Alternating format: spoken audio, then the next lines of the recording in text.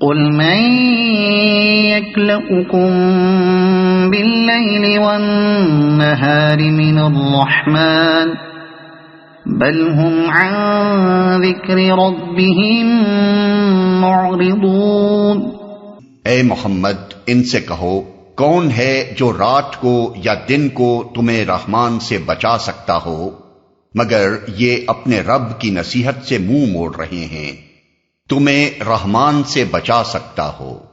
یعنی اگر اچانک دن کو یا رات کو کسی وقت خدا کا زبردست ہاتھ تم پر پڑ جائے تو آخر وہ کون سا زوراور حامی و ناصر ہے جو اس کی پکڑ سے تم کو بچا لے گا؟ ام لهم آلهة تمنعهم من دوننا لا يستطيعون نصر أنفسهم ولا هم منا يصحبون بل متعنا هؤلاء وآباءهم حتى طال عليهم العمر أفلا يرون أنا نأتي الأرض ننقصها من أطرافها أفهم الغالبون۔ کیا یہ کچھ ایسے خدا رکھتے ہیں جو ہمارے مقابلے میں ان کی حمایت کریں؟ وہ تو نہ خود اپنی مدد کر سکتے ہیں اور نہ ہماری ہی تائید ان کو حاصل ہے۔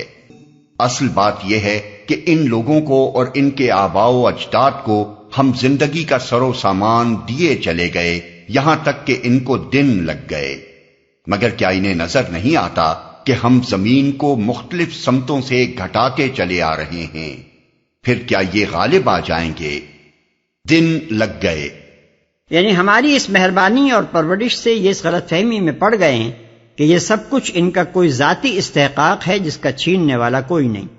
اپنی خوشحالیوں اور سرداریوں کو یہ لازوال سمجھنے لگے ہیں اور ایسے سرمست ہو گئے ہیں کہ انہیں کبھی یہ خیال تک نہیں آتا کہ اوپر کوئی خدا بھی ہے جو ان کی قسمتیں بنانے اور بگاڑنے کی قدرت رکھتا ہے۔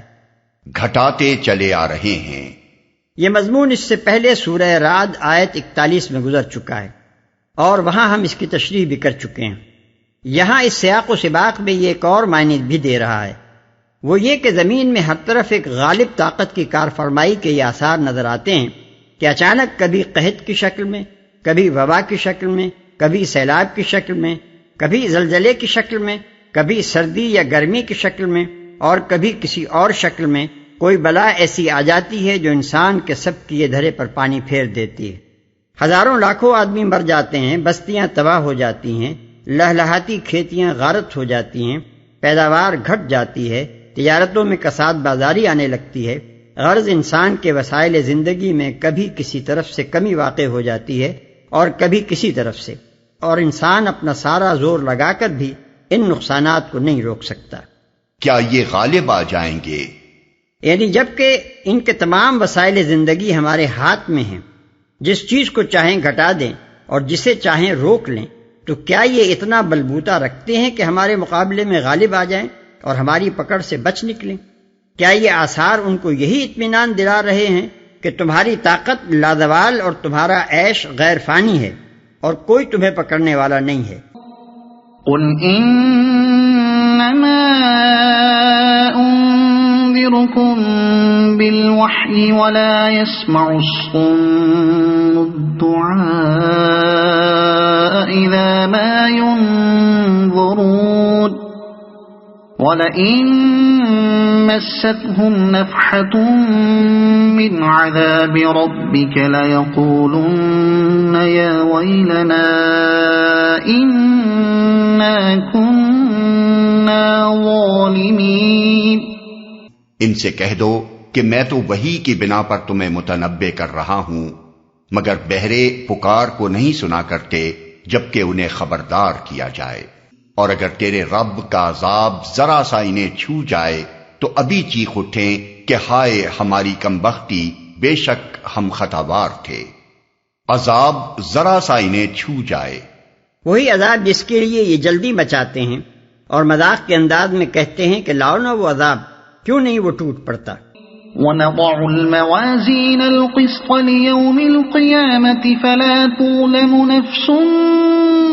شيئا وإن كان مثقال حبة من خردل أتينا بها وكفى بنا حاسبين۔ قیامت کے روز ہم ٹھیک ٹھیک تولنے والے ترازو رکھ دیں گے، پھر کسی شخص پر ذرہ برابر ظلم نہ ہوگا، جس کا رائی کے دانے برابر بھی کچھ کیا دھرا ہوگا وہ ہم سامنے لے آئیں گے، اور حساب لگانے کے لیے ہم کافی ہیں۔ ہمارے لیے یہ سمجھنا مشکل ہے کہ اس ترازو کی نوعیت کیا ہوگی۔ بہرحال وہ کوئی ایسی چیز ہوگی جو مادی چیزوں کو تولنے کے بجائے انسان کے اخلاقی اوصاف و اعمال اور اس کی نیکی و بدی کو تولے گی، اور ٹھیک ٹھیک وزن کر کے بتا دے گی کہ اخلاقی حیثیت سے کس شخص کا کیا پایا ہے، نیک ہے تو کتنا نیک ہے اور بد ہے تو کتنا بد۔ اللہ تعالیٰ نے اس کے لیے ہماری زبان کے دوسرے الفاظ کو چھوڑ کر ترازو کا لفظ یا تو اس وجہ سے انتخاب فرمایا ہے کہ اس کی نوعیت ترازو سے اشباہ ہوگی، یا اس انتخاب کا مقصد یہ تصور دلانا ہے کہ جس طرح ایک ترازو کے پلڑے دو چیزوں کے وزن کا فرق ٹھیک ٹھیک بتا دیتے ہیں،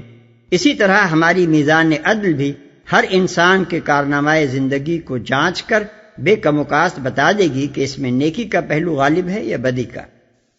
وَلَقَدْ آتَيْنَا مُوسَى وَهَارُونَ الْفُرْقَانَ وَضِيَاءً وَذِكْرًا لِّلْمُتَّقِينَ الَّذِينَ يَخْشَوْنَ رَبَّهُم بِالْغَيْبِ وَهُم مِّنَ السَّاعَةِ مُشْفِقُونَ وَهَذَا ذِكْرٌ مُبَارَكٌ أَنزَلْنَاهُ أَفَأَنتُمْ لَهُ مُنكِرُونَ۔ پہلے ہم موسیٰ اور ہارون کو فرقان اور روشنی اور ذکر عطا کر چکے ہیں ان متقی لوگوں کی بھلائی کے لیے جو بے دیکھے اپنے رب سے ڈریں اور جن کو حساب کی اس گھڑی کا کھٹکا لگا ہوا ہو، اور اب یہ بابرکت ذکر ہم نے تمہارے لیے نازل کیا ہے، پھر کیا تم اس کو قبول کرنے سے انکاری ہو؟ پہلے ہم، یہاں سے انبیاء علیہم السلام کا ذکر شروع ہوتا ہے، اور پے در پے بہت سے انبیاء کی زندگی کے مفصل یا مختصر واقعات کی طرف اشارے کیے جاتے ہیں۔